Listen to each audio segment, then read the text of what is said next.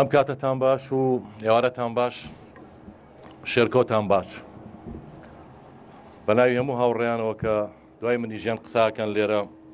بە خێراتنتانەکەم بۆ 11مین ساڵیادی شکۆی شعری کوردی، فەنتازیای شعری کوردی شێرکۆ بێکەس. لە ڕاستیە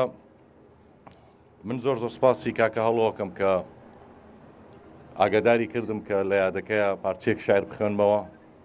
وابزانام ستایلەکەشیان هاوڕێیان ئەم ساڵ وایە کە ئێمە هیچ پێشکەشکارێکمان نییە، من ئەڕۆم هاوڕێیانی کەیان هەریەکە و بابەتی خۆی پێشکەشەکە لێرە. هەڵبەتە بەڕێستان دەزانن کە شێرکۆ شاعرێکی یونیڤەرساڵی زۆر فرە ڕەهەندە و لە هەچ ڕەهەندێکە و سەیرەکەی لەسەر مەسەلەی هیومانیتی، لەسەر مەسەلەی ژن، نەتەوە، شەهید، نیشتیمان خاچێکە بە جەستەی نیشتیمانەوە. من پارچەیەکم لە خاچ ومار و ڕۆژمێری شاعرێک هەڵبژارد کە بۆ ئەمڕۆ دروست تا ئێستش ئەم کۆنسێپتە کارەکە کە مەسەلەی دوولەتی و شەڕی دووبەرە چییە. لەبەرەوە بە باشم زانی وەکوی کە شێرکۆ هەمیشە سەدای هەیە و لە ناومانایە دووبارە ئەم کۆنسێپتەی دووبارە بکەمەوە، بەڵکو سوودێکی هەبێ بەوەی کە کورد ڤایرۆسە ئەبەدیەکەی ڕۆژێک لە ڕۆژان واز دەبانێت کە دووبەرە چییە.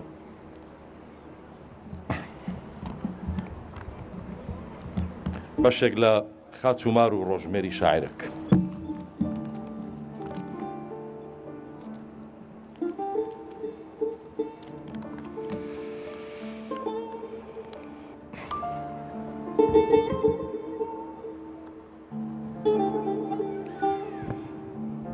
ئەگەڕێی بەڵام تۆ دوو کەرتی، دوو جەستەی، دوو سەری و چوار چاوی، سەرێکە ئەوە تا لێرێ و گڵۆڵی سەرابی کۆچێکە و ئەوی تروا لەولا کاکۆڵی دووکەڵە و لە لەشی دیرۆکە هەڵەسێ و لە گەروی دەربەند و شاخان تا جێژەنی مەراقە و یان پێچکەی کۆستێکە و بەردەوام خولەخوا. دوو سەری، سەرێکت جانتایە و دوور ئەڕوا و ئەوی تر بەردێکی ئەولایە و لەسەری شاخۆ بەرەو خوارتە لەخوا. چوار چاوی، دوو چاو ئەوەتان لێرن و وەک ڕۆخ و بەستێنی ئەم شارە ئاویە تەڕتەڕن و قوڵایی دەریاچە زوخاوی ئەپێون و دوو ئاسۆن لە وەرزی فرمێسدا ئەوەرێن. دوو چاوی ئەولای شت، دوو گردی گەرمێنی ڕەشتاڵەن وەک پێستی مەندەلی قرچە قرچ ئەسووتێن. ئەگەڕێی بەڵام تۆ سێبەری پەرتپەرتی، لە جەستە دوو نەبی لێرە بیا لەولا هەر شەوی کەرتی. تۆ مێژووی ونبوون و کوشتنی، ئاشکرا بکوژرەی موعینیت، بەدزی بکوژرەی زوبەیحیت. تۆ مێژووی ونبوون و کوشتن و خۆکوژیت، تۆ مێژووی ونبوون و کوشتن و خۆکوژی. ئەگەڕێی بەڵام تۆ تارمایی هۆشێکی پەرتپەرتی. ئەو کاتەی کە لێرە وای لە ناو شعرێکی ئەوروپای ڕووناکە، هەمان کات لەولا شیوای لە ناو گریانی شعرێکی تاریکە. ئەو دەمەی تۆ لێرە لە ژووری شوشەدا و لە نێوان گوڵاندا دانیشتووی، هەمان کات لەولایشی و کەوێکی ڕەشپۆشی ناو پرسەی کاولاشی. هەمیشە تۆ جەستە و تۆ بەژنی خاچێکی چوارپارچەیت. ئەو دەمەی کە لێرە ئەبیتە باران و ڕەهێڵە و ئەنووسیت، هەمان کات تۆ لەولایت، یان شەختەی سەقزی، یان ژاڵەی ماردینی، یا تەمی قامیشلیت، یا ئاگری کەرکووکیت. تۆ مێژووی ونبوون و کوشتن و خۆکوژیت. بە شیری زولفقار گەردن هەڵفڕێ بۆ لای خوا سابڵاغیت. بە پرچی ژنێکی جوانکیلەی مۆدێرن هەناسەت ببەستن دەرسیمیت. بە لۆلۆی پشتێنی خەلیفەی ئەمەوی نەورۆزە هەڵواسن حەسەکەیت. بە شەهری چەپڕە و ڕاستڕەوی جیهانیش ڕق ببی هەڵەبجەیت. کە خۆیشت کوشت، کە خۆیش کوشت ئەو ساکە تابوتی درێژی هەر هەموو وڵاتیت. شاخ ئیستە پیاوێکە کەوتۆتە سەر چۆک و سەری خۆی خستۆتە ناو لەپی دەستیەوە و بەردەوام تەماشای مردنی خۆیەکە. کەژ ئیستەژنێکە درەختی قژی خۆی ئەڕنێ و بەردەوام زریکەی باهۆزە و بەبەردی بنبنار لە سنجی خۆی ئەیە دەشت ئیستێکە ئەسپێکی سەوزباوی گڵاوە بەردەوام نووزەی دێ و گژوجای یاڵی خۆی خوات و کوڕژنی برینە و لە خۆری سوورباوی گەرمێندا هەڵەکە درێژی ئەم خاچی ئەنفالە و درێژی باشووری مەسیح وەک یەکە پانایی ئەم خاچی ئەنفالە و پانایی باشووری مەسیحم چوون یەکە گوناهی ئەزەلی کام زەوی و کام ئەستێری گومڕا و کام سزای ئەبەدی تاوانم بۆ ئەوەی هەمیشە هەڵقرچێم کام خواوەند غەزەبی لێگرتوم بۆ ئەوەی هەر تاپۆی نامۆیی و تەنیایی و شەوبم و بۆ ئەوەی نەبمرم و نەبژێم کام خواوەند خاوەنمە نازانم کام شەیتان خاوەنمە نازانم نە ئاسمان گوێ ئەگرێ لە خوێنم و نە دنیا و نەداد و نەیاسا و نە زەنگی کڵێسا و نە قوبەی مزگەوت و نازانم من بەکێ و من بەچی سوێن بخۆم کێ پەنا و کێ داڵدە و کێ کەسمە نازانم من ئێستا شاخێکی بێ سوێندم سوێندی من دووکەڵە و من خۆڵەمێشی هاوارم هەر خوێنی مەیومە و هەر کۆچی سەرە و لێژ ئەوەتەی کۆچ هەیە کۆچەکەم ئەوەتەی گڕ هەیە ئەسووتێم ئەوەتەی ئاو هەیە ئەخنچێم ئەوەتەی تیغ هەیە قوربانیم ئەوەتەی خاک هەیە بێ خاکم ئەوەتەی شاخ هەیە من تلۆرە بمەوە ئەوەتەی دار هەیە لێی ئەدرێم من لە پێش موسا و ئاوارم پێش مەسیح من خاچم پێش قوڕیش من زیندە بەچاڵ و پێش حسەین من سەری بڕاوم هەم دیسان نەفرەتی خۆکوژیم هاتەوە نێو خوێنم و هاتەوە کاولاشی ماڵەکەم هەم دیسان ئەو دەستم ئەم دەستم ئەکوژێ و ئەم دەستم سەری خۆمت زێ و ئەم دەستم دەمی خۆم ئەدورێ و هەم دیسان من هەر خۆم چەقۆم و هەر خۆشم تەرمەکەم هەم دیسان من هەر خۆم سێدارم و هەر خۆشم لاشەکەم من هەر خۆم تفەنگم و هەر خۆشم نیشانم پێکەوە گۆڕم و گۆڕ هەڵکەن پێکەوە پەتایشم و قوربانی پێکەوە کۆتیشم و ملیشم و پێکەوە زیندانم و زیندانی هەم دیسان من هەر خۆم شارم و هەر خۆشم کەریتەم من هەر خۆم کلیرم و هەر خۆشم قفڵەکەم پێکەوە نێچیر و داویشم پێکەوە خنکا و ئاویشم پێکەوە ئاگر و سووتانم من بۆ خۆم دزراوم هەر خۆشم دزەکەم من بۆ خۆم برسیم و هەر خۆشم چەتەکەم چی ماوە من بیڵێم چی ماوە من بیڵێم من بۆ خۆم ئیستاکە بە پەنگبووی دنیام و هەر خۆشم پەنگەکەم زۆر زۆر سپاس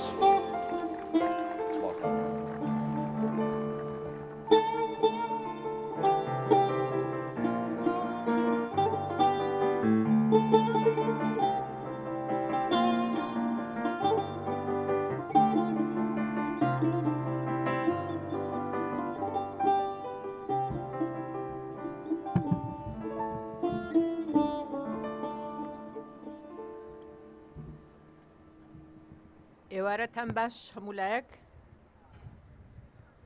شێرکۆ ڕووباری وشە و قەڵای هەڵوێست یادکردنەوە و باسکردن لەبارەی ژیان شعر و جیهانبینیەکانی شێرکۆ بێکەس بێ موتر بەکردنی بەژن و جوانیەکان و دۆزەکەی لارەسەنگە تا ئاستی تابلۆیەکی جوانی داهێنەر بە خوار و خێچی و کەمڕەنجی ببینی چونکە کە سەیری شێرکۆ و وێنەی ژن لە شعرەکانیدا دەکەیت تێدەگەی ژن چەند گەورە و جوان و بەهادار و پێشەنکارە وێنەی ژن لە بەرهەمەکانی شێرکۆی مەزندا ڕنگاڵەیە زیاتر لە چل بەرهەمی شعری چل تابلۆی جیاوازی یەک لە یەکتری جوانتر و بەنرختر بۆ ژن نووسیوە شێرکۆ بێکەس لە بڕواوە شعری بۆ ژن دەنووسی ئەو ژنی بە ژمارە وەکو نیوەی کۆمەڵگە نەدەبینی بەڵکو هەندێک جار باڵاتر و بەرزتر و وێنای دەکرد ئەو دەیزانی جوانی و بەهای ژیان پێشکەوتن بێوزە و بیرکردنەوەی نیوەی کۆمەڵگە کە ژنە نابێت و ناکرێت هەر بۆیە ناکرێت بچەوسێنرێتەوە یا لە بەشداریکردن لە ژیانی شایستەدا قەدەغە بخرێتە سەر شێرکۆ بێکەس خێزان و پەروەردە و گوتاری پیاوە ئاینیەکانی ئاینیە فندەمنتاڵیستەکانی بە هۆکاری چەسانەوەی ژنان دەزانی، چونکە ئەوان بەردەوام بە ناوی پیا و خوا و نەریت ژنیان وەکو تابۆیەک پێناسە دەکرد و دادەپۆشی. شێرکۆش لە کاروانی تێکۆشانیدا بۆ ئازادی هەمیشە ژنی ڕوود دەکردەوە لە نەریتەکان و دژی کۆتەبووەندەکانی ئاین دەوەسایەوە. ئەوە تا لە کۆپلەیەکی قەسیدەی ئێستا کچێک نیشتمانمە دەڵێت: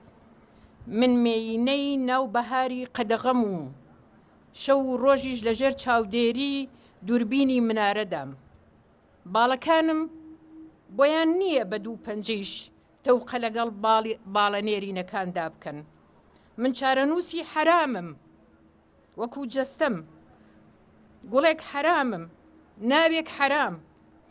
گۆرانیەکی حرام و شەرابی ناو قەسیدەیەکی حرامم. ئەگەر شعری ئێرۆتیک و ڕۆمانسی بەشی زۆریان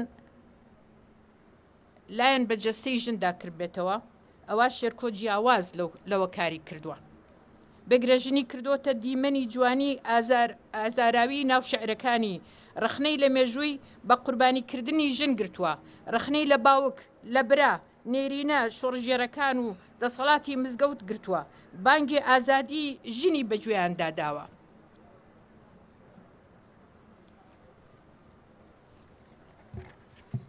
شێرکۆ دەنگی بێدەنگەکان بووە، قەڵەمی دیلەکان بوو. ئەو دەیزانی لە مێژووی قوربانیەکانی ئەمنەتەوە بەشمەینەتەدا ژن نەک پاسیڤ نییە، بەڵکو قوربانی سەرچیشە. ژن وەک مرۆڤ، ژن وەک تاکێکی کۆمەلگا، وەک دایک، وەک هاوسەر، وەک خوشک، وەک کچ، پشی شێریان لە ناسۆری و قوربانیدا بەرکەوتووە. دەبینین کە چۆن ئەو مێژوە تاڵە لە قەسیدەی دەربەندی پەپولە قیژەی ژن دەینووسێتەوە. ئەو ژنی دەکردە سمبولی ئازادی، نیشتمان و بانگی حەق، دەبووە حیکایەت خوانی ئازارەکانی جاریش هەبوو دەیویست ببێتە تۆفان و ڕەشەبا و کۆمەڵگەی نێرسالاری لە ڕێگەوە، کۆمەڵەی نێرسالاری لە ڕێگەوە دەربهێنێت. هەر ئەوەش بوو وای کردبوو پیاوانی توندڕەوی ئاینی فتوای کوشتنیان دەدا و بە کافر ناویان دەبرد. جیاوازی بیرکردنەوەی سەرەتای شۆڕشی خود و کۆمەڵایەتی و ئاینیەکان بنەمای ئەوەش پەروەردەی تەندروستە. شێرکۆ بێکەس زادەی بیرکردنەوەی ئازادی خواز و مرۆڤ سەنتەری فایق بێکەسە. فایق بێکەسی مەزنە شاعیر و پەروەردەی دەستی شەفیقە سەعیدی ڕووناکبیر بووە. هەر بۆیە لە سەرەتای شعر نووسینەوەی تا کۆتایی ژیانی بەرگری لە ئازادی بە هەموو جۆرەکانیەوە، بە تایبەتیش ئازادی ژن دەکردەوە. ترۆپکی ئەو جوانیەش بۆ ژن لە دیوانی شعری ئێستا کچێک نیشتمانمە دادەردەکەوێت. لە گوتار و نووسین و شعری سیاسی و کۆمەڵاتیەکانیدا لا لەلایەنگری بۆ ژنان هەرگیز لای نەداوە. زۆرێک بۆ ئازادی ژنانی کرد. دەکرێت ببێت بابەت بۆ نووسینەوەی چەندین تێزی ماستەر و دوکتۆرا، فیلم و شانۆنامە و بە زیندویی بهێڵدرێتەوە.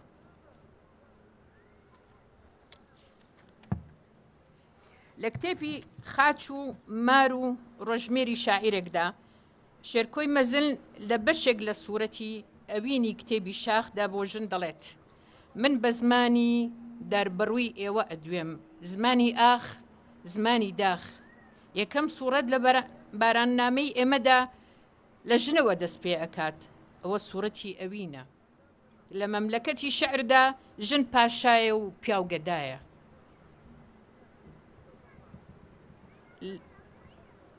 لە مەملەکەتی عاشقاندا ژن سەرچاوەی خەونەکانە، ژن پەیامی بەردەکانە و ژن ڕێگایە. لە ناو جیهانی ئێمەدا ئەم سوورەتە ڕەنگە و دەنگە و سۆزە و زەنگە.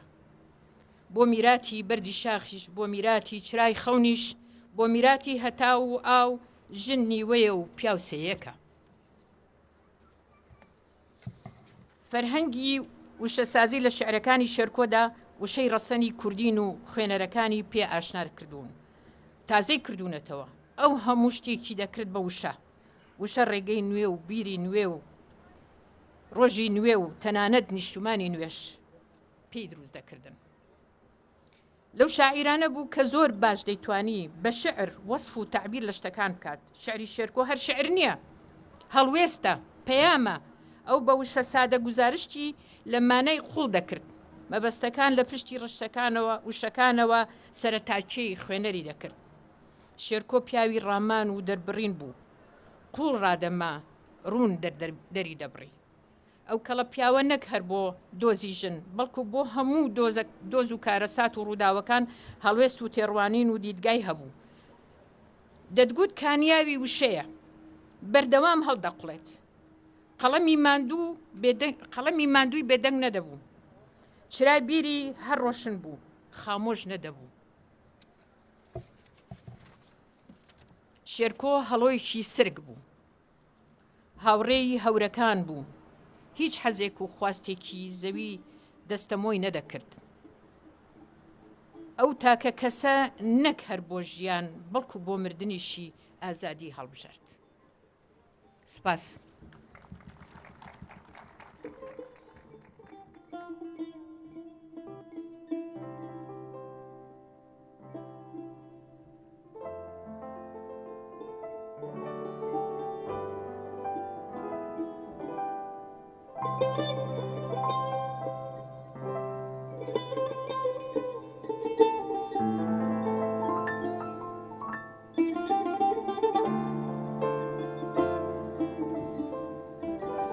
کاتتان باش.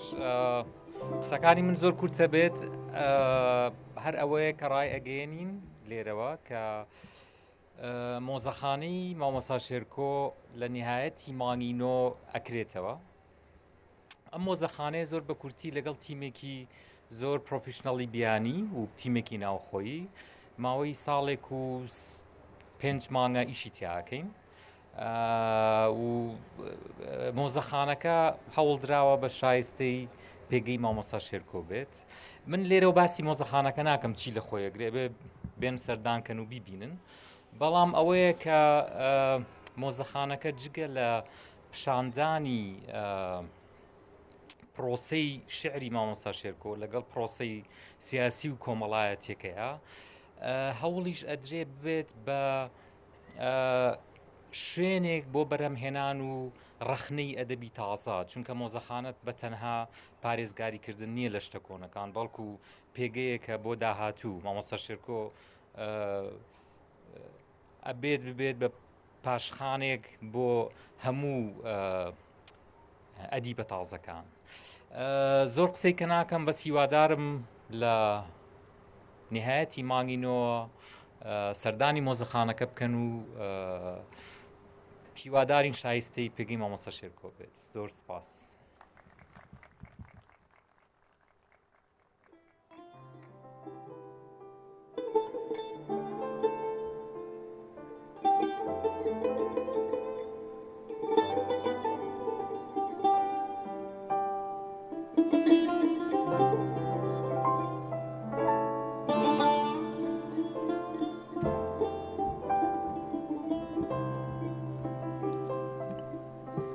سڵاو ئێوارەتان باش.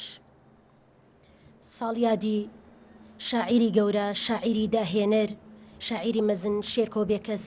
هەر بەرز و هەرمان بێت. هەزاران جار درود لە ڕۆحی و ڕۆحی شاد. لێرەوە زۆر سپاسی کاکاڵۆ ئەەکەم کە بە پێویستی زانی من ئەمڕۆ چەند قسەیەک لێرە پێشکەش بکەم بەهۆی ئەوەی دوور و نزیک ئاگاداری ئەوە بۆ کە من چەند کارێکی جددی و چەند کارێکی ئەدەبیم لەسەر شعرەکانی کاک شێرکۆ بێکەس کردووە. ئەوەش لە سۆنگەی بەرپرسیارەتی خۆم بووە بەرامبەر ئەدەبیات، بەرامبەر ئەو پیاوە گەورەیە و بە هیوام ئەو کارانی کە من کردومە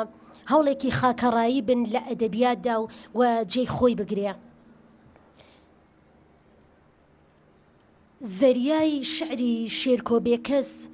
مەودایەکی زۆر دوور و درێژ و فراوانی هەیە. هەر لە پۆستەرە شعر و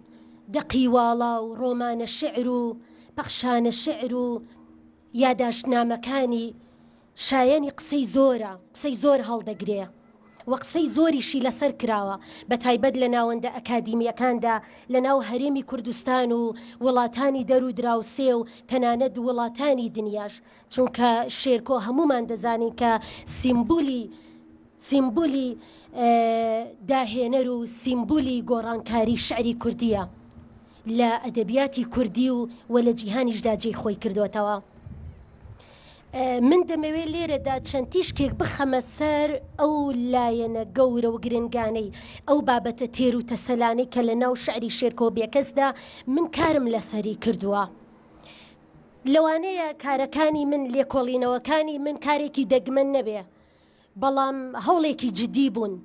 هەر یەکەیان لە دووتوێی کۆمەڵێک پەڕەدا کە تا ئێستا چاپم نەکردوون و بڵاویشم نەکردوونەتەوە. یەکێ لەو کارانەی کە من کردومە، یەکێ لەو لایەنە گرنگانەی ئەو تەوەرە گرنگەی لە شعری شێرکۆ بێکەسدا ڕەنگی داوەتەوە هەستی نۆستالیژیە، گەڕانەوە بۆ ڕابردوو، بۆ یادەوەریەکانی ڕابردووی خۆی. ڕابردوو لە شعری کاک شێرکۆدا هەمیشە ئامادەیەکی زیندوو بووە. یادەوەریەکانی کاک شێرکۆ بێکەس پڕە لە یادەوەری تاڵ و شیرین، بەڕووداوی ناخۆش و پڕ بووە لە تراژیدیا، لە کارەساتی جەرگبڕ، لە بێ باوکی، لە نەهامەتی، لە ئاوارەیی، لە مەرگەسات. هەموو ئەم یادەوەریانە کاک شێرکۆ بە نۆستالیژی کردوون لە شعرەکانیدا بە زمانە بەرز و باڵاکەی خۆی، نەک بە گێڕانەوەیەکی سادا، بەو زمانە بەرزەی خۆی بە نۆستالیژی کردوون. جا یادەوەریەکانی کاک شێرکۆ بێکەس بە تایبەتی یادەوەری منداڵی هیچ مرۆڤێک ناتوانێت لێ هەڵبێ، بەڵام لای کاک شێرکۆ بێکەس شعرگەلێکی زۆر هەیە کە باسی یادەوەری منداڵی خۆی دەکا، باسی دایکی دەکا، باسی باوکی دەکا، باسی گەڕانەوە بۆ زێدی خۆی کاتێک کە دوور بووە، باسی شار و شەقام و کوچە و کۆڵانی دەکات. ئەمانە نۆستالیژیای تاکن، پەیوەستن بە خودی خۆیەوە، بە هەستی نۆستالیژی خۆیەوە. بەڵام لە زۆر شعریشدا کە باس کە هەستی نۆستالیژیای گشتی پیشان دەدا کە ئەمانە پەیوەستە بە مێژووی نەتەوەیەک، پەیوەستە بە باسکردن لە مەرگەساتی کیمیابارانی هەڵەبجە، مەرگەساتی ئەنفال، لە شاڵاوی بەعز، یان بۆ نمونە لە یادەوەری گێڕانەوەی جارانی سلێمانی، چۆنیەتی ژیانی خەڵکانی سلێمانی. ئەمانەش چین نۆستالیژی گشتین. من ئەم لێکۆڵینەوە ئەدەبیات لە دووتوێی سەد لاپەڕەیەکدا تەواوم کردووە و نووسیمەوە کە ئامادەی چاپە. من تەنیا دەتوانم چونکە کاتم کەمە بۆ ئەوەی پابند بم بکاتەوە باسی ئەو لایەنانی تریش بکەم کە ئیشم لەسەری کردووە. لەسەر نۆستالیژی بە دووسێ شعری بچووکتان بۆ بخوێنمەوە.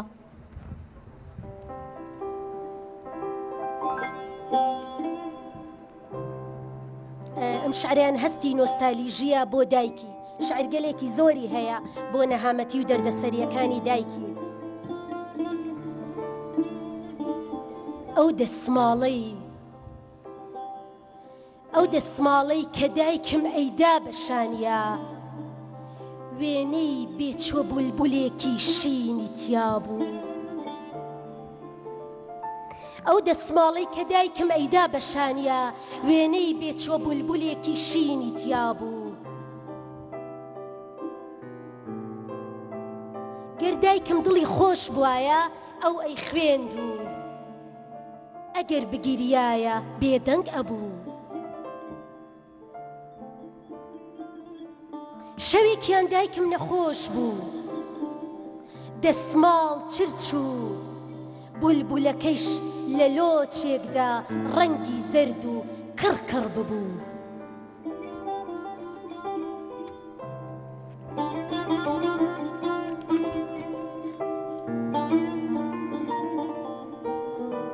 لەسەر نۆستالیژیای منداڵی و یادەوەری منداڵیش یەک شعری بچووک دەخوێنمەوە. طبعا ئەمە دڵۆپێکە لە زەریایەک لە ناو بە نۆستالیژیاکردنی شعرەکانی کاک شێرکۆ. لە کاتێکدا کە منداڵ بووم، خۆشەویستی لام ئەوە بوو شەوی جەژن تا بەیانی چاو هەڵدێنم لەگەڵ خۆمدا دەست لە ملان پێڵاوی تازە دەنوێنم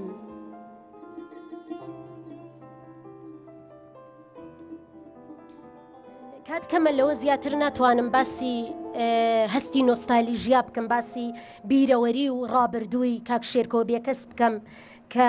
ڕابردووی بەو زمانە باڵایە نووسیوەتەوە بە شعری کردووە یەکێکی تر لە تەوەرە گرنگەکان لایەنە گرنگەکانی کە لە ناو شعری شێرکۆ بێکەسدا هەیە کە من زۆر سەرنجم داوە تیشکم خستۆتە سەری ناوهێنانی کەسایەتیە ئەگەر بڵێم شاعیر شێرکۆ بێکەس یەکەمین شاعیرە زۆرترین ناوی کەسایەتی لە ناو شعرەکانیدا هەیە جا کەسایەتی مێژوویی بێ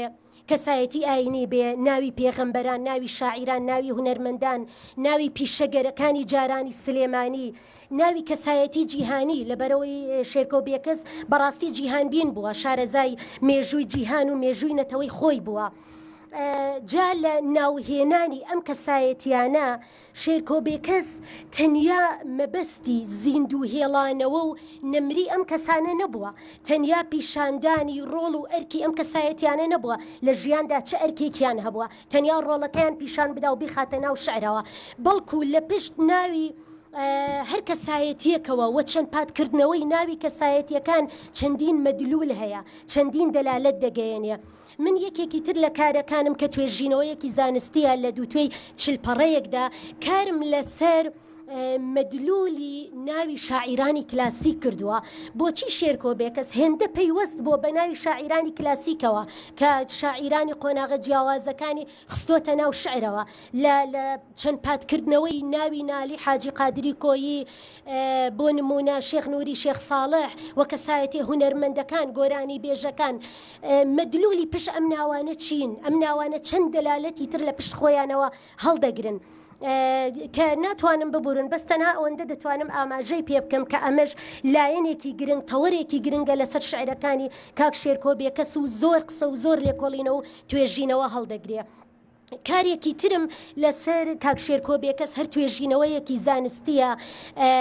لەسەر چەمکی بەکەسکردن تەشخیص زمان بەخشین بە شتە بێگیانەکان لە شعری شێرکۆ بێکەسدا هەموو شتەکانی دەوروبەر قیمەت و بەهایەکی خۆیان هەبووە مرۆڤ لە ناو شتە بێگیانەکاندا بەرجەستە بوون من بە تایبەتەوە کارێکم لەسەر ڕۆمانە شعری گۆڕستانی چراکاندا کردووە کە شێرکۆ بێکەس زمانی بەخشیوەتە دار و درەخت و بەرد و خۆڵ و هەموو شتەکانی هێناوەتە قسە هەموو شتەکانی وەکو مرۆڤ پیشانداوە ئەمەش ئەو پەڕی داهێنانە لە ناو شعری شێرکۆ بێکەسدا کە ڕوحیەتێکی زیندوی بە شعرەکانی داوە بەدەر لەوە تەوەرێکی گرنگ کە هەر ئەوەش کارم لەسەر کردووە بەداخەوە هیچ کام لەم کارانم چاپ نەکردوون و بڵاویشم نەکردوونەتەوە پێم خۆش بوو لە ئێرەوە کە گوێبیستی بن یەکێکی تر لەوانە ڕەوانبێژیە ڕەوانبێژی لە شعری کاک شێرکۆ بێکەسدا لەوانەیە کاتێک گوێمان لە مستەڵەحی ڕەوانبێژیان بەلاغە دەبێ وا دەزانین تەنیا لە شعری کلاسیکدا بەرجەستە دەبێ بەڵام شعری هاوچەرخیش دەتوانێ ڕەوانبێژی تێدا بدۆزینەوە ڕەوانبێژی تێدا بەرجەستە ببێت من لەسەر یەک لقی ڕەوانبێژی کە خوازەیە کە مەجازە ئەوەش لەناو بە هەموو لقەکانیەوە لەناو شعری کاک شێرکۆ بێکەسدا کارێکی جدیم لەسەر کردووە هەم ئەو هەم شاعیرانی تر بە ئومێدم پەیامەکەم کارەکانم بابەتەکەم جێ سەرنجی ئێوە بوو بێت زیاتر کاتان ناگرم دەمەوێت پابند بم بکاتەوە سپاس دەکەم ئینشاء الله من کاری زیاتر ئەەکەم لەسەر شعری کاک شێرکۆ بێکەس و شاعیرانی تریش ئینشاء الله خواتە من بە زۆر سپاس بۆ گوێگرتنتان.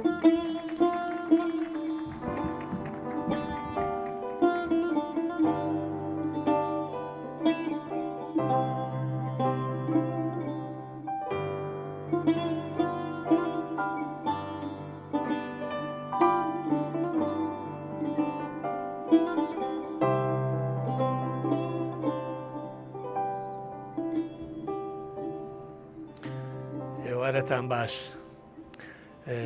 هیوادارم هەمیشە یادی شێرکۆەوە پڕجۆش و خرۆش و ئێوارەیەکی شعری بێت و من زۆر سپاسی کاگەڵۆکەم کە خوێندنەوەی بۆ من نەبوو تەقدیرەن بۆ خوێندنەوە بۆ ڕێزی دانیشتوان کاتەکەی خۆم کەمترەکەمەوە. ئەلبەتە قسەکردن لەسەر کاک شێرکۆ بێکەس بە چەند دێڕێک و بە چەند کتێبێک و بە چەند فیلمێک و بە چەند ڕۆمانێک کۆتایی نایە. من لێرەدا نامەوێت بچمە ناو وردەکاری هەموو لایەنەکانی ڕەوانبێژی و جوانی و تەنها بە کورتی و بە مختصری بعد لەو ڕوئیا دووربینەی کاک شێرکۆوەکەم کە بۆ هەموو شتەکان دووربین بوو. من بۆ خۆمە و چانسەم پێبڕا کە زیادە 30 ساڵ لەمەوە بەر کە لە سەرەتای بیدایەتی تونێلەکەی بووم لە هاتنە ناوم بۆ تونێلی ئەدەب و شێعر کاک شێرکۆ نووسینێکی لەسرم نووسی کە زۆر بە دەگمەن خوێندنەوەی نووسینەکانی بە ڤیدۆ کرد ئەوە بوو هەر دواتریش ئەوەی لە چاوپێکەوتنێکی تەلەڤیزۆنیە بڵاو کردەوە. ئەو کاتە من هیچ لەو هونەرمەندە گەورانەی کە لە ساحەی هونەری کوردی و عەرەبی و ئەوروپیان شاری منیان نەکردو بە گۆرانی. ئەلبەتە ئەو کاتە ڕوئیا و بینینی دووربینی ئەو پیاوە ئەوە بووە کە زانویەتی من بەردەوامی مەبێت تام تەمەنە و 20 ساڵێک نەمەوە پێش لەگەڵ کاکەڵۆ و نەسیخانە بینیم لە ستۆکۆڵم وتم کاک شێرکۆ ئەمەوێ دەستم ماچکەم لە بەرەوەی بیستومە زۆر بە جوانی شتێکت لەسەر نووسیوم بە پێکەنینەوەتی تۆ بڕۆ بنووسە هێشتا زۆری ترماوە. من یەک دوو شەعر لەو شێعرانەی خۆمە خوێنمەوە کە کاک شێرکۆ بەدڵی بوو هەمیشە پێوتمەوە شێعرانە شاکارن و هەرگیز نامرن.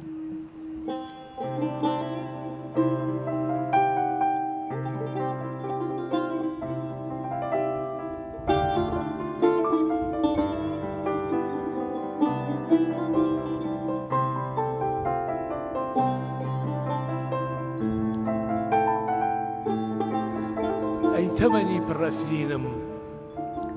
ئەڕۆی ئاور نادەیتەوە ئەی تەمەنی پڕەسرینم ئەڕۆی ئاور نادەیتەوە لەگەڵ هەموو هەنگاوێکدا لە عومری من ئەسڕیتەوە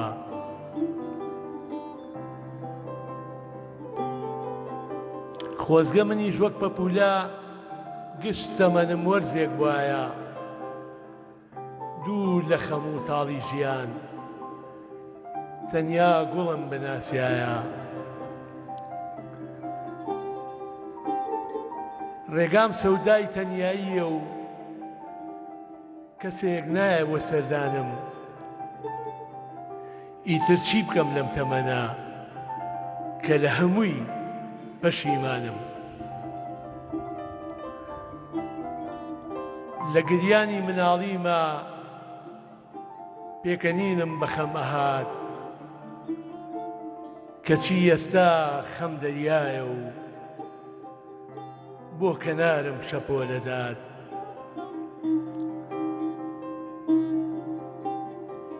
لە 100 جارە تەنیا جارێک زەردەخەنە دێتە میوان وەک سێبەری لای ئێوارەی خۆرنشینی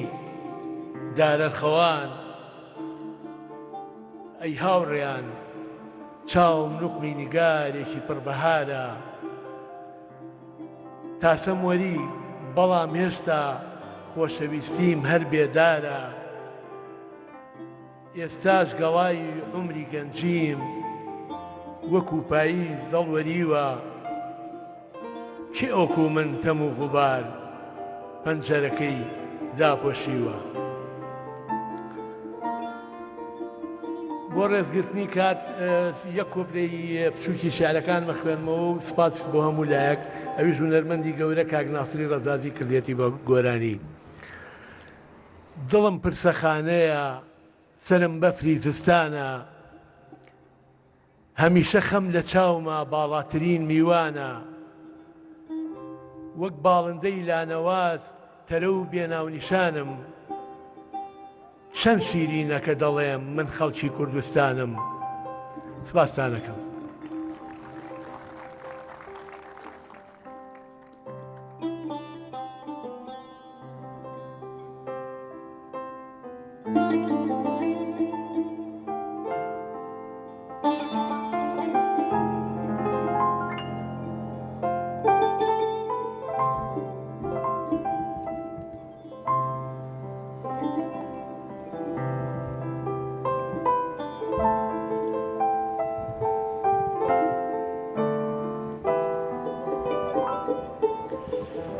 خوشکوبرانی عزیز، ئێوارەتان باش و 11مین ساڵیادی نەمری باوکم بەرز و شکۆدا ڕدەگرم. سپاسی دەستگای میدیایی کورسا دەکەم بۆ ئەرک و ماندووبوونیان لە چۆماڵکردن و سپۆنسەرکردنی کاری میدیاییان ئەم ساڵ پێکەوە لەگەڵ ئینستیتوتی داکۆ بۆ گەشەپێدانی هونەر و کولتور ئەم یادە مەزنە دەکەینەوە. ئێمە لە ئینستیتوتی داکۆ بۆ گەشەپێدانی هونەر و کولتور کە تازە دامەزراوە بەگشتی کار دەکەین لەژێر ڕووناچی ئەو چرایی شێخ نووری شێخ ساڵح و فایق بێکەس بۆی جێهێشتین. ڕوونتر لەژێر ڕێنمایی دکتۆر هاوڕێی شێخداری و شێخ نووری شێخ ساڵح بۆ دروستکردنی زەمینە و ژینگەیەکی تەندروست و شایستە بۆ بەرەو پێچوون و گەشەپێدانی بوارەکانی تایبەت بە هونەر و کولتور کار دەکەین. لە کار دەبین بۆ هێنانەکایی خزمەتکردنیەکی بەردەوام لە نێوانیاندا بۆ بوارەکانی پەیوەست بە ئەدەب و شانۆ و سینەما و هەروەها زیاتر یارمەتیدانی نووسەران و هونەرمەندان و شانۆکاران و شاعیران و وێنەکێشان و موزیکژەنان لە بەرەوە پێشبردنی پیشە هونەریەکانیاندا. تایبەتر بڵێم نۆژەنکردنەوەی شوێنەوارە مێژووی کولتوریەکان و کتێبخانە و شوێنەوارە ئاینیەکان بێ جیاوازی، چاپکردن و بڵاوکردنەوەی کتێب و بەرهەمی گۆرانی و موزیک و کۆڕ و مێزگرد و سێمینار و فێستیڤاڵی هونەری و کولتوری. بەڕێزان، دامەزرانی ئینستیتوتێکی قازانجنەویستی لەم شێوەیە گەلێ گرنگە بۆ بەرەو پێشبردننی دنیای ئەدەبی ئێمە لە شاری سلێمانی کە خۆی پایتەختی هونەر و کولتورە. لە کارنامەکانیشماندا ئاماژە پێکراوە کە دەرگامان بۆ هەموو کەسێکی شیا و ئاواڵەیە بۆ خزمەتکردنی هونەر و کولتور. بەر لەوەی پەخشانە شعرێکی کورتی خۆم و چەند کورتە شعرێکی باوکم پێشکەش بکەم، جارێکی تر سپاسی ئەرچی هاتنی ڕێگای دوور و نزیکی ئێوەی ئازیز دەکەم و سپاسی تێگڕای هاوڕێیانی بەشداری ئەم یادە مەزناکەم لە نووسەران و هونەرمەندان و موزیکژەنە خۆشەویستەکان. سپاسی گروپی مۆسیقای لور دەکەم بە تایبەتی کاک هونەرمەند کاک نزار زێوەی و کاک ڕۆژازاد و ئینستیتوتی داکۆ بۆ گەشەپێدانی کولتور و هونەر. جارێکی تر سپاسی تۆڕی میدیای کورسا دەکەمەوە کە هەمیشە پاڵپشتووە لەم یادانەدا. سپاسی تایبەتیم بۆ کاک ئاری ئەنوەر بەرپرسی بەرنامەکانی کورسات و کاک توانە ئەمین و کاک هاوکار عەلی و کاک سوورێن ناتێق. سپاسی تایبەتیم بۆ دنیا دیکۆر کاک هێرشی حامید ساڵح و سپاسی تایبەتیم بۆ کافێجان کە هەمیشە خۆی وەکو کەوچکێشە کردووە بۆ قاوە تاڵانەی پێشکەشیەکە. بەر لەوەی ئەو پەخشانە بخێنوانێ هونەرمەند کاک فاروق عەبدوڕەحمان لێرەیە، ئەمێ ئەو پەیکەرە کە دروستی کردو یەکەم جارە نمایش بکرێ پەردەکەی لەسەر لادەین و کۆمەڵە شعرە خوێنمەوە.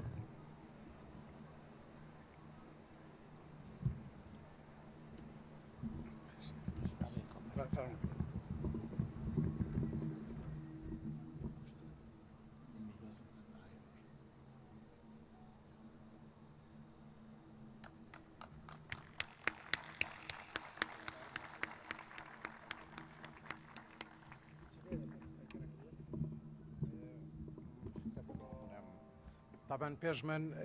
چەند کەسێک هاتووە باسی یادی شێرکۆی مەزنی کردوێتەوە. بەو یادە ڕوحی لە ناومانە ئەسوڕایەوە، بەڵام دەبواە پێش هەموو شتێک پردە لەسەر پەیکەرەکە لا ببرایە بۆ ئەوی جەسەشی لەگەڵمانە بسوڕایەتەوە. سپاس.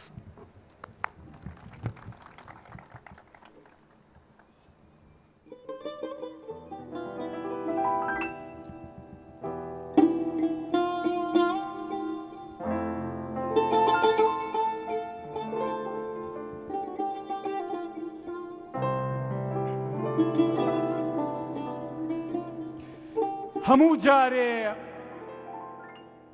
لە خانەی حەسرەت لێ نیشتووی ئەم کۆچەتە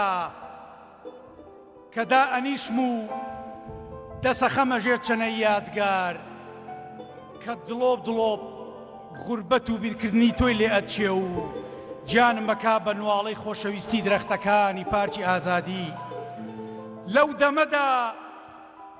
کە گرێچۆرەی ئەم سووتانەی کۆچەت ئەدەمە دەست خۆشەویستی بیکاتەوە، تاکو ئەو حەسرەتە لە ئەلبومی وێنەکان تا شەوق باتەوە. ئیتر ئەو ئەلبومی دووکەڵانە دەرەهێنم کە بۆنی شعری تۆیان لێ دێ ئیتر خەیاڵمی تیا ئەپشکوێ و بۆنی دواجگەرە و ڕەنگی دوا شعر و دوا بیرەوەری تۆ ئەگرێ ئیتر لە ڕێگەی ئەم ئەلبوم و وێنانەوە چمە ناو ڕووناچی چاوەکانتەوە و دەسەکەمە گەردنی شعرەکانت ئیتر لە ڕێگای ئەم ئەلبومە وێنانەوە ئەچمە ناو وەرزی سووتان و هەڵقرچانی گوڵەکانی پارچی ئازادیەوە نازانم ئەو وەختەی وێنەکانی ئەم ئەلبومە نوری خۆی ئەکا بە شەوقی خەڵوەت و یادگارمە سەرتاپام لە یادەوەری ئاخەر ئەکا من چی بکەم نازانم چۆن نور و بروسکەی ئەم ئەلبومە بدوێنم بڵێم چی من چی بکەم بۆ ئەوەی یادگارەکانم بە دواوێنەی تۆیە بپژێ و سووتانم سەوز بێ بە باڵای پارچی ئازادیە هەڵزنێ دڵنیام کە ئەم ئەلبومی یادگارانە ئەگرم بەدەستەوە تاریکی بەرچاوی مانگی ئابم ئەڕەوێتەوە تینوێتیم ئەشکێ و مەلولیم چرۆ ئەکا ئاسمانی ڕۆحی شاعیر شاعیرەکەی پارچی ئازادی نیشتیمانیش باوەشی پێاکا و هەنگەکانی باخی ئەم ئەلبومەش دێ و کۆمەڵێ ماچی شیرین و سوپاس و دەستخۆشی بەندە و تێگڕای ماڵباتی بێکەس پێشکەشی تێگڕای میوانانی ئازیز و تۆ ئەکا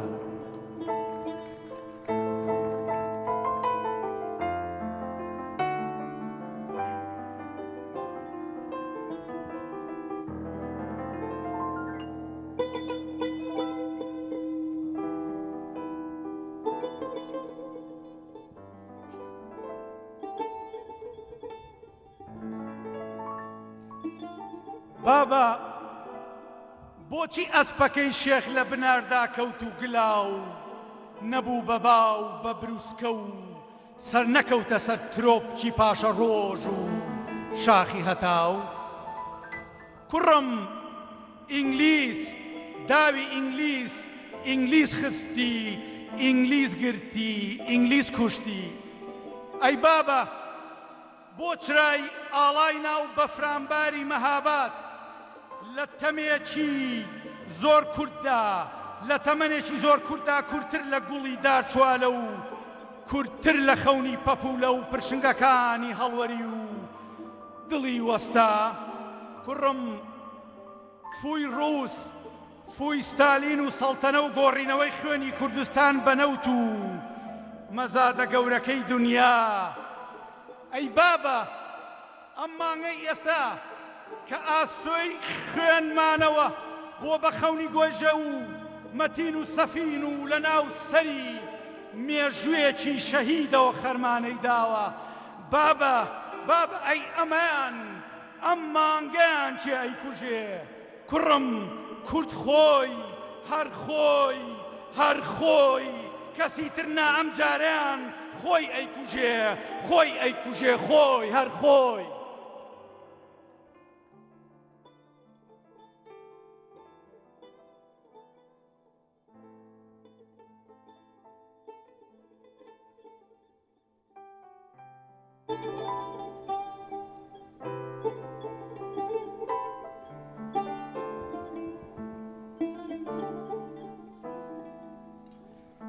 هەموو جارێ کە سەرەخەیتە سەرشانم وەختی ئەچمە ناو قشتەوە لە ناو ئەودا ئەبم بە پەپولەی وێڵ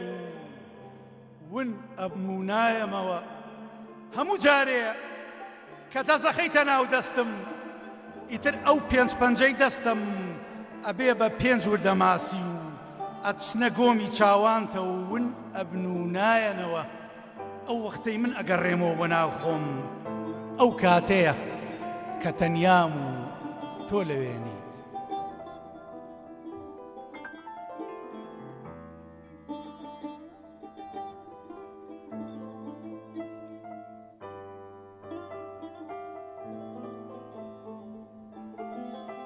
کەکەو ئەمرێ دوای خۆی بۆ شاخ چەند قاسپەیەک بەجێ دێڵێ کە هەنگ ئەمرێ دوای خۆی بۆ باخ هەندێ ماچی شیرین بەجێ دێڵێ وەختێکیش کە تاوز ئەمرێ دوای خۆی هەندێ تێلی ڕەنگین بۆ ناو گوڵدان بەجێ دێڵێ وەختێکیش کە ئاسک ئەمرێ دوای خۆی مسک بەجێ دێڵێ هەر کاتێکیش کە من مردم دوای خۆم بۆ ئێوە و کوردستان هەندێ شعری نازدار و جوان بەجێ دێڵم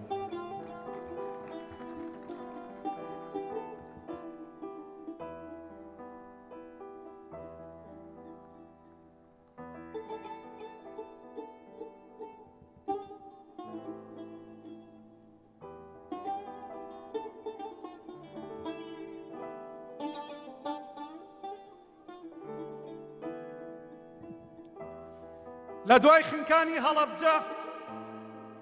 سکاڵایەکی درێژم نووسی بۆ خوا بەر لە خەڵکی بۆ درەختێکم خوێندەوە درەخت گریا لە پەناوە باڵندەیەکی پۆستەچی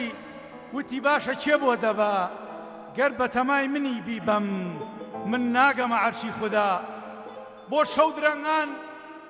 فریشتەی ڕەشپۆشی شەعرم وتی تۆ هیچ خەمێ نەبێ من بۆت ئەبەم هەتا سەرێ تا کەشکەڵان بەڵام بەڵێنێ نایەمێ خۆی نامەکەم لێ وەرگرێ خۆتەی زانی خودای گەورە چێی بینێ وتم سپاس تۆ هەڵفڕە فریشتەی ئیلهام هەڵفڕی و لەگەڵ خۆیدا سکاڵای برد ڕۆژی دوایی کە هاتەوە سکرتێری پلە چواری نووسینگەی خوا و بێت ناوێ هەر لەسەر هەمان سکاڵا و لە دامێنا بە عەرەبی بۆی نووسی بووم گەوجە بیکە بە عەرەبی کەس لێرە کوردی نازانێ و نایبین بۆ خوا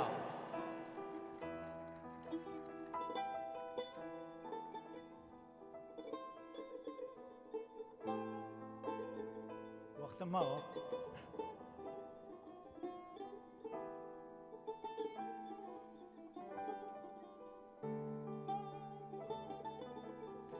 پێشکەشە بەوانەی مێژوێکی ترە شێوێنن نێران نازانن من گۆمم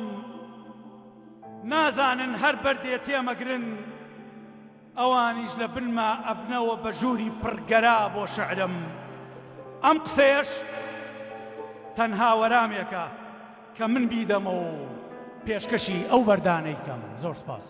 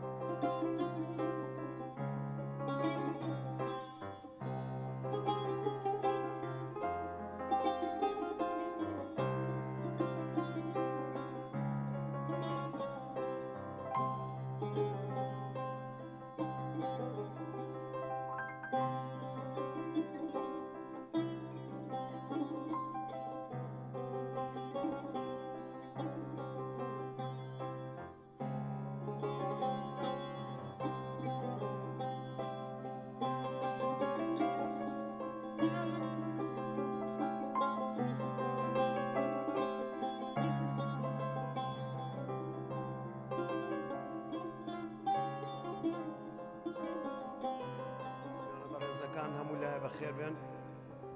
من گۆرانی بێژم شاعیر نیم تا لەسەر قسەکانی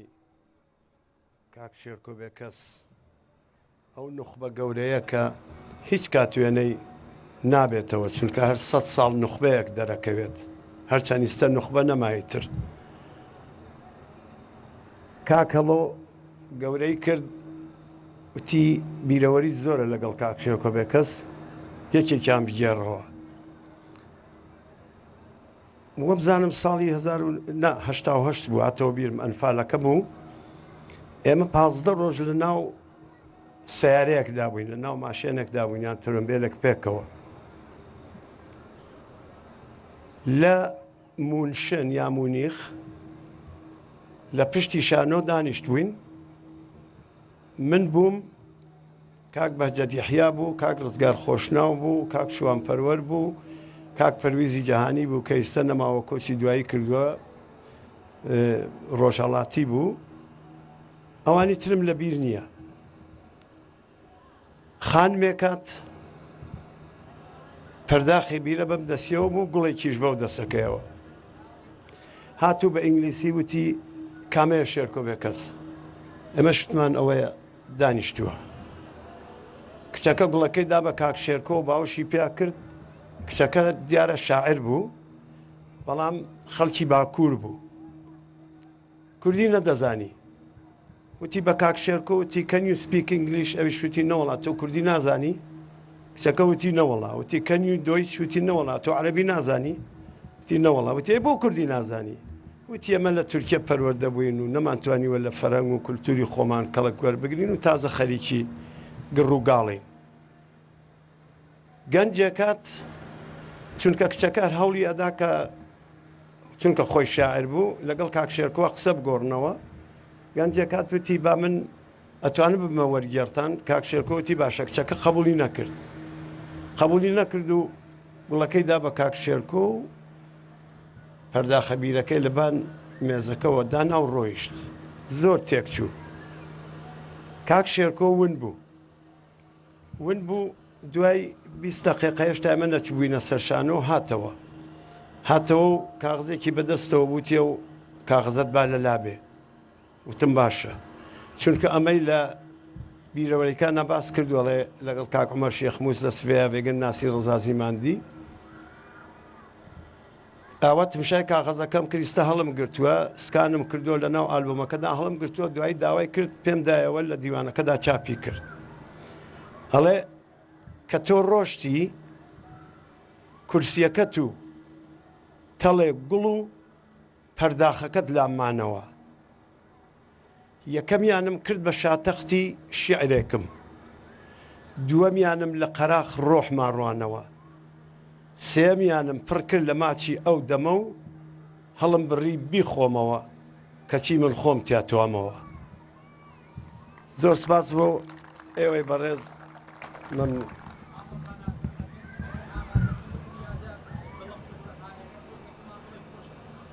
بخوا بەسەر چاو بەڵام وڵی ناتوانم لەو مەگەر شتێکی تر ببێت هەرمان بڕۆ سەرفایەک بەخوا ناتوانم فادیێزێک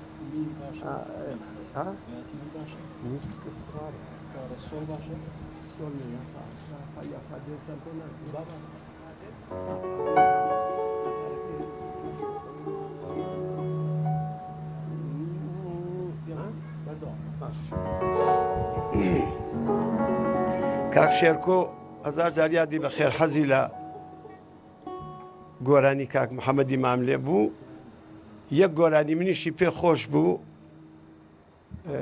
دانیشتووی خاکێکم کە خاچی من نییە بەداخەوە شێعرەکەم لە بیر نییە کاسێتێکیشمان هەیە من و کۆچکردو مەرزیە و کاک شێرکۆ بڕیارم داوە کە میخەمە سەر ئینتەرنێت پێکەوە گۆرانی ئەڵێن زۆر کاک شێرکۆ حەزی لە دەنگی کاک محەممەدی ماملێ بوو ئێستا قەتارێکی بچووکی کاک محەممەد دەیەوەتان بۆڵێم چونکە ئەوەی کاک محەممەد کاک ئەحمەد محەممەد دوور و درێژە ئەگەر دەنگیشم باش نەبوو ببرن بەخوا من بڕیارم داوەکەیتە چەند مانگێکی تر بووم بە 7 واز لە گۆرانی بێنم ئەرێ وڵە ئاق بە هەورای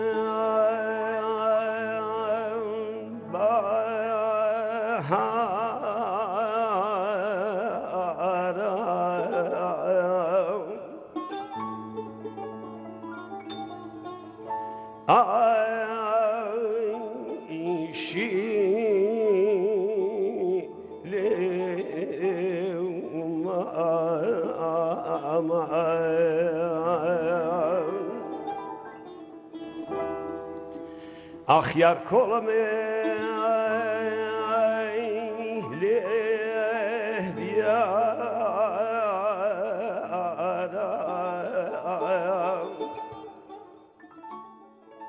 ئەرێم بدا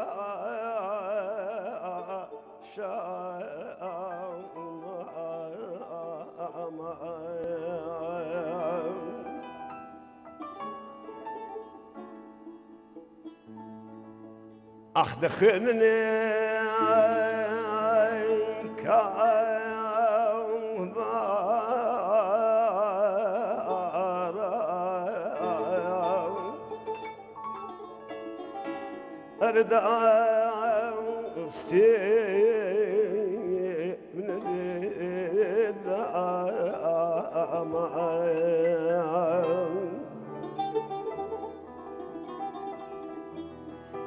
خزم قومم بعدهش أخل دشتي شار ويراني بدوى ياري دايا كوم ناكشم بشيماني مردن شاترايا لو حالايا أخبوتي مزين دايا قانيني مردن شاترايا لو حالايا أخبوتي مزين دايا قانيني لبيج الزوير زل ميجايا يا رسيلة كردو من رايا زكاتي تشايا ويا كانت بمدايا ما تشيق خيرايا غريب وسري قريداني أخ هروشو مايا ويا ليرايا غريب وسري قريداني أخ هروشو مايا ويا ليرايا زور سپاس بوي برا ممنون دستان خوش بیاد